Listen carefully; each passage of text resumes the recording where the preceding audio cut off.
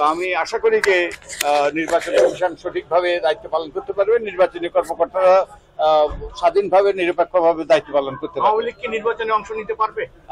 সেটা আমরা আপনাদের মতো আমরাও ওটা দেখার অপেক্ষায় আছি। তাদেরকে কি সুযোগ দেওয়া হবে কিনা? আমি তো কোনো বাধা দিচ্ছি না। ওই যে আমি এই যে কোন রকম বাধা তো তাদের জন্য সৃষ্টি করা হয়েছে বলে আমি তো দেখছি না। ওকে, আর কেউ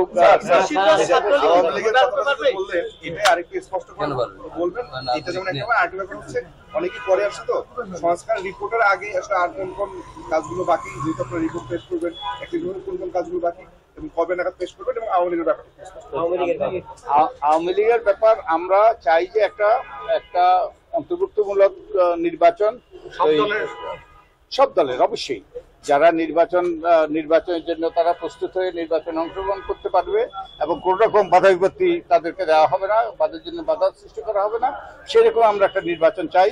এবং আমি আশা করি যে সব দলই এই নির্বাচনে অংশগ্রহণ করবে।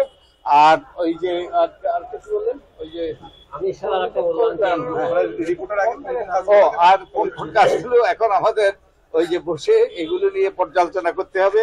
আমাদের বহু হাজার হাজার প্রস্তাব এসছে, এগুলোকে পর্যালোচনা করে আমরা সিদ্ধান্তে পৌঁছাবো। আমি তো বলছি যে আমরা একটা অন্তর্ভুক্তিমূলক নির্বাচন চাই। সবাই যারাই নির্বাচন ওই যে অযোগ্য যদি না হয় তাহলে নির্বাচন করতে পারবে, সেই সুযোগ সবারই থাকা উচিত।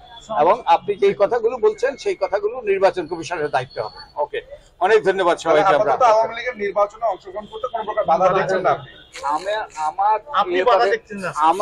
আমার এই ব্যাপারে কোনো রকম বক্তব্য দেওয়ার এখতিয়ার নেই।